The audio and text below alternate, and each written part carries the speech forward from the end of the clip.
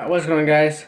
I just wanted to pop on here and I wanted to go over donut operator's video on Patty Mayo being a fake cop.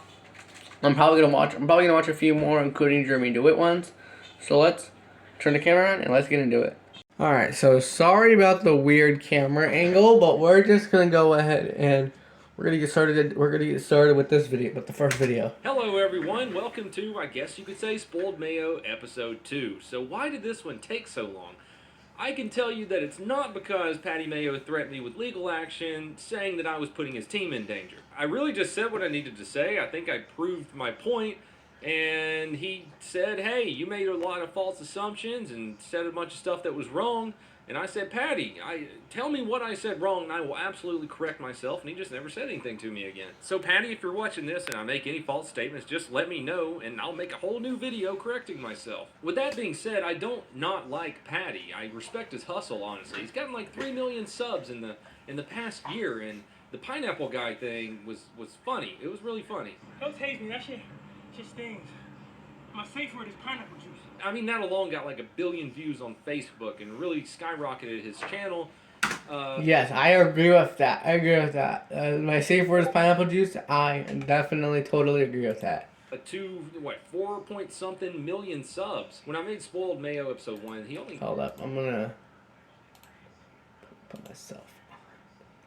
put myself on D&D. He had less than 1 million subs. I never planned on making another episode again until some things started popping up on Twitter. I've been very busy over the past 6 months. I can barely contain myself. The season premiere is sooner than you think. Hashtag DBSO. And then in his background, he's got him with a sheriff's vest on. He's walking towards his cruiser there. First and foremost, if you watch his content, cool. He can be pretty entertaining. He's got the formula down. He's obviously doing something right with the tremendous amount of growth that his channel has had. The thing that bothers me about this whole new show that he's running is that he has 4 million subs, most of whom are impressionable young teenagers, and he doesn't tell anyone that he's not really a cop. This is a problem for me and for all of law enforcement because he doesn't conduct himself professionally as a law enforcement officer, and a lot of those young impressionable teenagers are going to look at his videos and say, oh, that's how a cop acts. Since he released his new video the other day for his new series, the BDSO, I've probably had 300 or 400 people send me messages on Twitter like, look at this, you need to do a video about it. Well, here it is. So the pictures start popping up, and I ask myself, along with a few other officers who I know, who would give old Patty Flag My Partner Mayo a badge? Thus, the research began, and I have come to the assumption, I'm guessing, that he's not a police officer. Well, let's start with DBSO. What does it stand for? Patty is California-based. Public records show this, and even says in his channel description. His partner, Zach Holman, on all the bounty hunter stuff, is a stringer based in California. He actually had a Netflix special called Shot in the Dark that received reviews like the most tasteless show of 2017, and Shot in the Dark, pure, undiluted rubbernecking. I like Zach's newer version of that show, the Code 20. That one is better. Human misery. We're getting off topic. DBSO, DBSO, not the BDSM Police Department, you dirty birdies. Let's start with California and the surrounding states. There's no BDSO. Well, there's one in New Mexico, and they only have like 5 officers, and I talk to them. He doesn't work for them. There's no BDSO in Nevada, Washington, Arizona, or Oregon. On both sides of his patrol vehicle, you can see a little sticker that says accreditation. Well, this is a CALEA Law Enforcement Accreditation sticker. It stands for the Commission on Accreditation for Law Enforcement Agencies. They do all these checks and audits, and if you follow their standards, then it's harder for people to sue your agency. Well, there's only one sheriff's department in all of California that holds this accreditation, and that's the Alameda County Sheriff's Office. There is no DBSO with a CALEA accreditation in all of California. There is a Diamond Bar agency in California, DBSO. Hey, let's go. But that's actually just a substation. LASD, let's go, baby. Sheriff's Office, and he's definitely not a part of that. I called and verified that too. Moving along to the video, let's break it down a little bit. A few seconds in, they find a car with expired tags to pull over, run it through control, and initiate a traffic stop. Oh no, Patty doesn't have a dash cam. Control 420. His badge number is 420. Come on, guys. Okay, so the car that they pull over is an Oregon plate. So, hey, maybe Patty commutes to Oregon for his sheriff's deputy job. But then why didn't he say that it was an Oregon tag when he ran it through dispatch? Run me a tag, X-ray, Delta, Kilo, 154. Which just kind of goes back to my earlier argument of there's not a DBSO in Oregon. And the only CLIA accredited sheriff's department in Oregon is the Washington County Sheriff's Department. So now we have an initial approach to the vehicle. How you doing, sir? Deputy Mayo with the Sheriff's Department. Do you have your driver's license and proof of insurance registration for me? I'm Deputy Mayo with the Sheriff's Department. Unless he's recently changed his name legally to Mayo, I don't see any department allowing somebody to give out a nickname. I just want to throw out there, too, that there's no patch on his vest, there's no name tag, there's not even DBSO on it. Another thing I want to point out is, according to Article 7 of the California Legislature for emergency vehicle lights, they are required to have at least one steady burning red warning lamp, which this police car does not. At 9:22, guy doesn't give consent to search, and it looks like he gets agitated when Patty puts a hand in his pocket. A fight breaks out. Patty says, "Hands on! Hands on!" I've never heard anyone personally say hands on, and the partner gingerly strolls over to the fight. One important point I'd like to bring up about this part is the lack of radio traffic. Well, not just here, honestly. The video's 43 minutes long, and they're the only people on the radio the entire time. You can't go through my control one fighting. Can't go through my pocket. Get off the vehicle. Can't go through my pocket. Are you going to do that?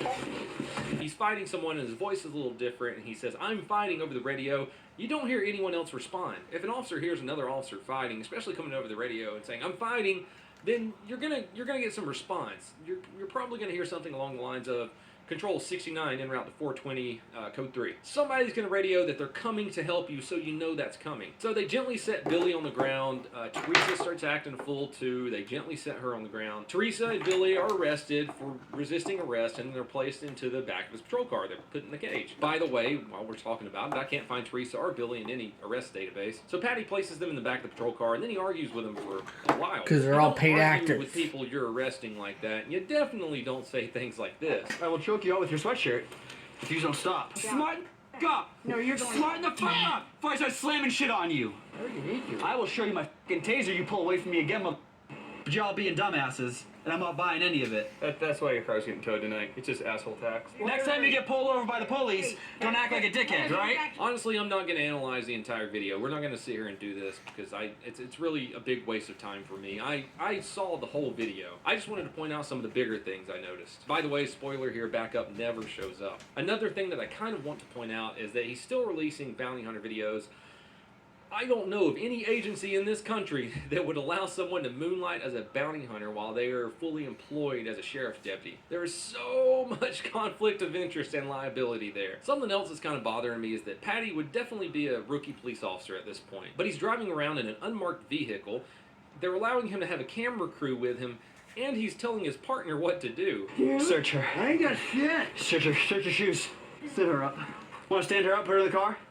Speaking of his partner, the guy that's listed in the description of this video, you pop over to his partner's Instagram, you see that they have a badass little mobile off-road coffee shop going. It's really cool. You can also see that his partner's name is Byron Lesick,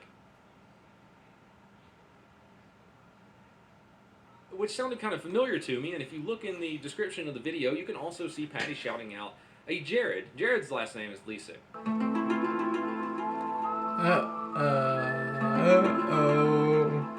So his partner and the other guy shouting out in the video, I think it's his cameraman, that's speculation, are brothers. Patty, Jared, and Byron are all paramotor enthusiasts. That's where you put the big fan on your back and you get the parachute and fly around. Looks really cool. I'd like to try it sometime. I'm guessing more speculation here. Research speculation. That's how they all met. Byron, Patty's partner in this video, even has an old YouTube channel where you can see him flying his little paramotor thing around.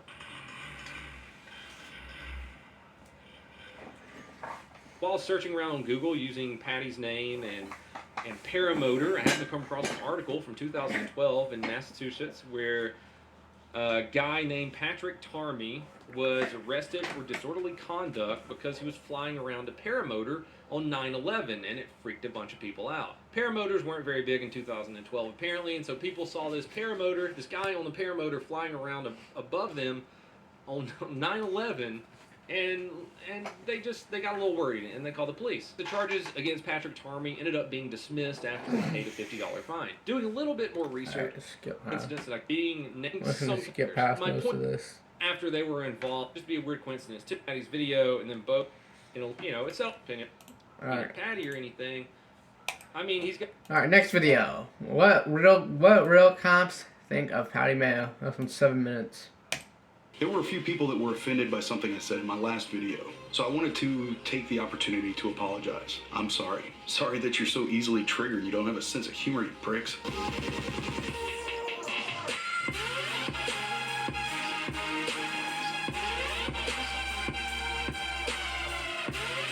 Hey guys, what's going on? I hope you are having a fantastic week so far. I'm finally feeling better. You guys have been asking me repeatedly to do a video on Patty Mayo. First and foremost, I had to do some research on Patty Mayo. A bunch of you guys have recommended me watch his videos.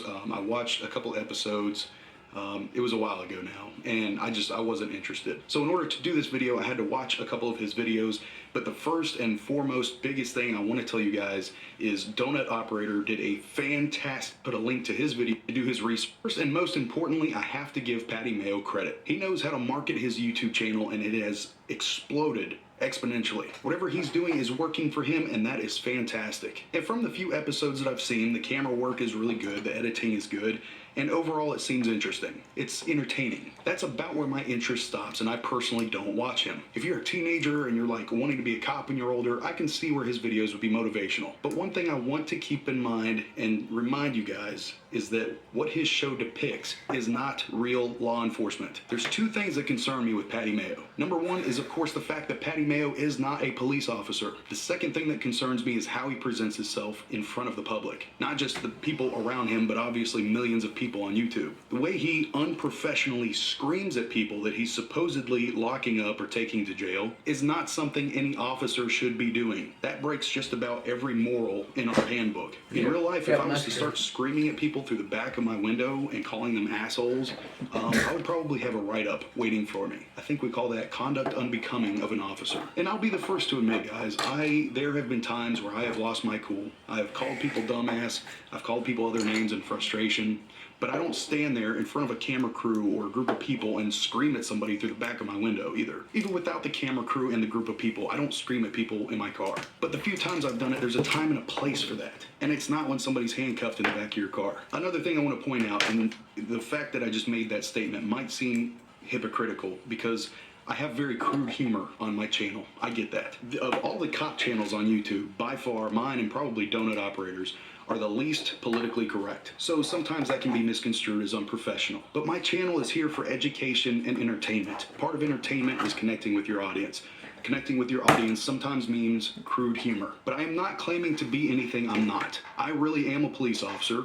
I have a work history to prove it, and I have my law enforcement to get on duty. It would be the type in federal court when he work. But to me, Patty Mayo is that prime. We're gonna skip to the next one. This is a news article called 100% proof Patty Mayo is not a cop. He admits on news from January 21st, 2018. Oh, get that. Oh, big push. Oh, look at big headlock. Oh, then I push him. Oh, and I jump up. Oh, then I get tased and I fall right on the pillow. Who's messing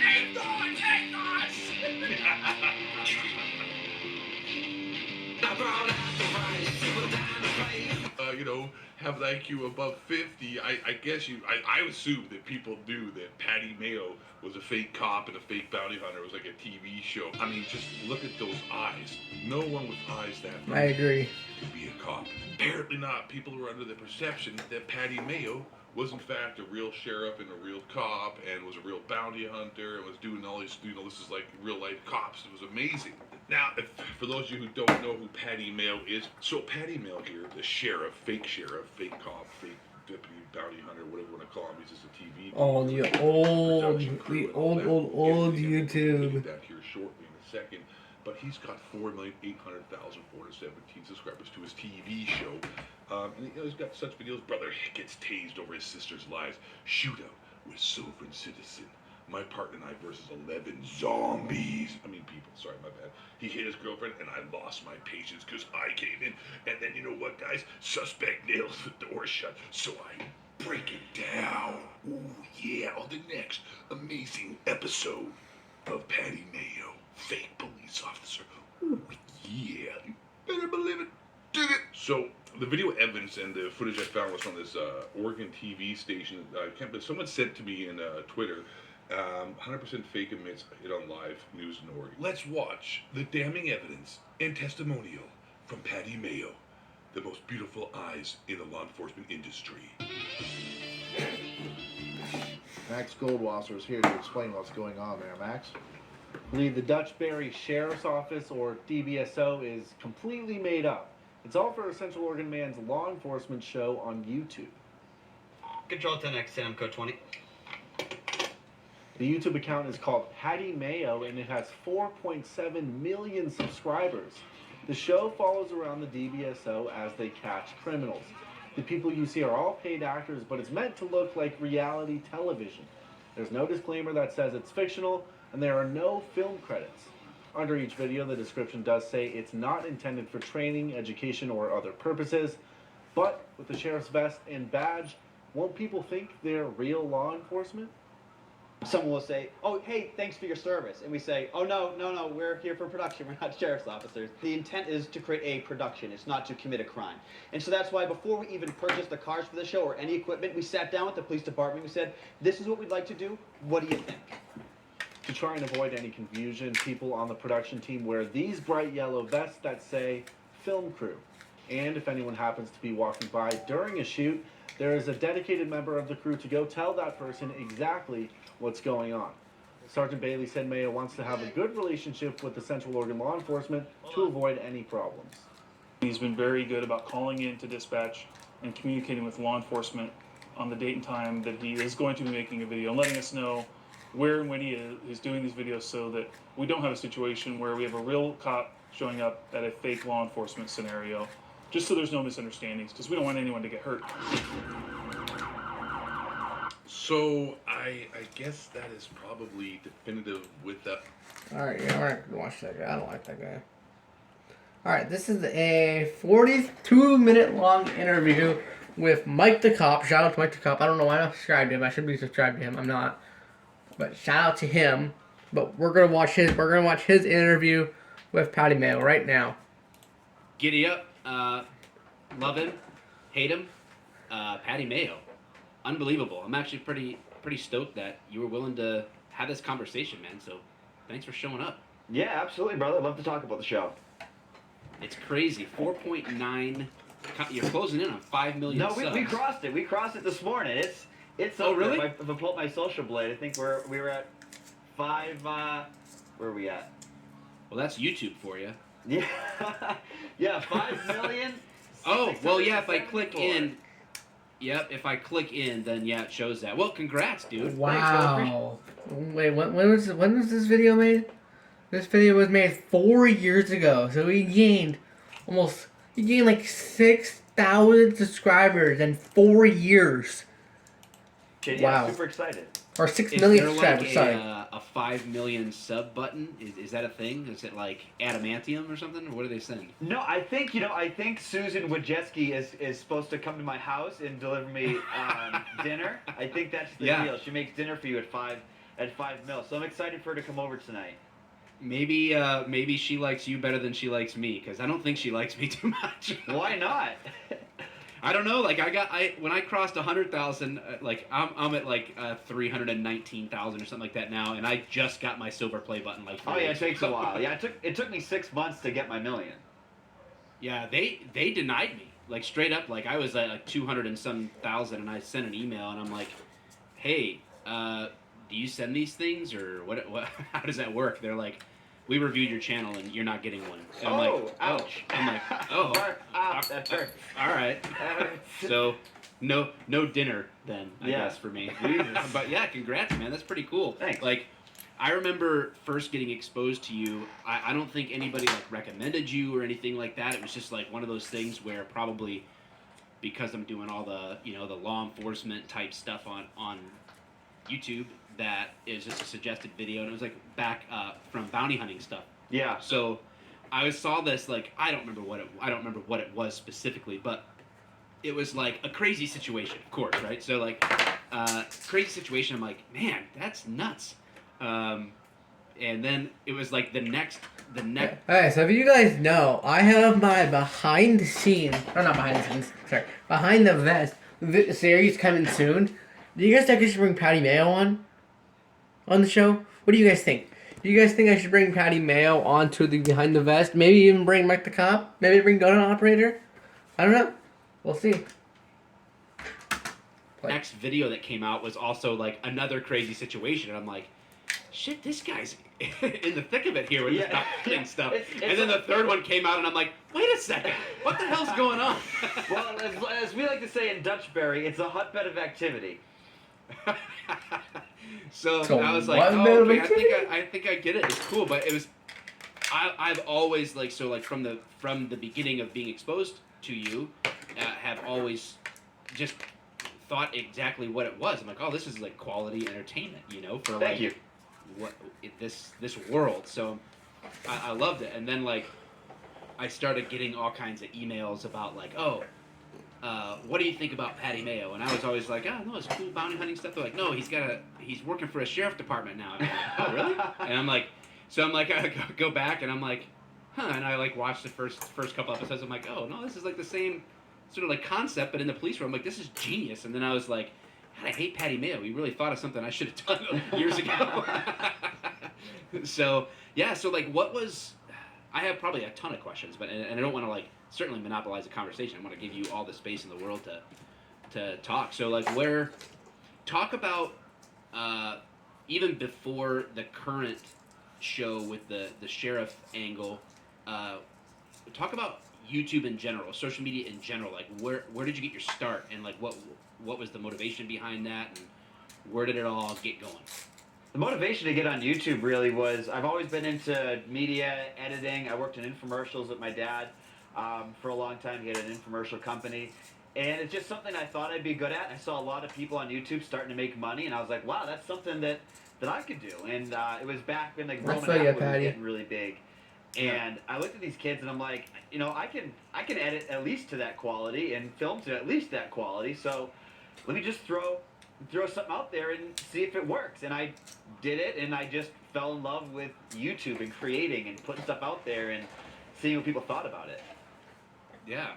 What was some of your very first stuff that you ever did? I jumped on the prank bandwagon at first. That was like my whole. I had this French character called the Alibi, and it was like there's like this totally ridiculous like comical like college humor Van Wilder style comedy that I ran up until about 700,000 subscribers when YouTube's adpocalypse hit and the algorithm changed, and YouTube was like, we don't like the college humor, like the sexual humor anymore, and they wanted to like change gears, and so that kind of faded out. So that's when I created the bounty hunting show. That's awesome. But if I understand correctly, you actually had some exposure to bounty hunting, like legit. You had exposure to that field, correct? Correct. Yeah, I was armed security in Florida. And with that, we worked with bounty hunters to apprehend their fugitives.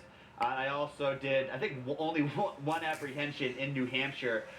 In New Hampshire, it's a little bit different. You work under a private investigator's license. So I had like, I'm trying to remember back what it was called, but it's like the equivalent to like an apprenticeship. Like there's a private investigator, and he's the bail agent, and he works with apprentices, and you're able to apprehend people. So up there, in New Hampshire, a little bit different. You worked, like the police departments came with us to do that apprehension. But I only did one up there. That was cool. And then I did the armed security thing down in Florida, which is awesome. And then I also worked executive protection during Hurricane Ike in Houston.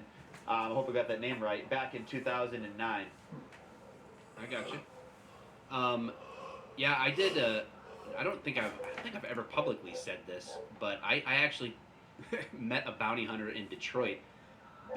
This is well before I ever became a cop, and I was still in college at the time, I think. So this would have been like the early to mid '90s, something like that. And I actually was doing surveillance with them and stuff like that. And I also had like one apprehension, like a legit, like I went out on my own, and I had like a Ford Tempo, I think. And nice. Did some scam on this guy. I told the people in the bottom. It was like a duplex thing, like upper and lower, and I told the people on the bottom that if they didn't tell me when he came back that they were losing their home. Like I don't remember what they came up with. I really went. I don't know.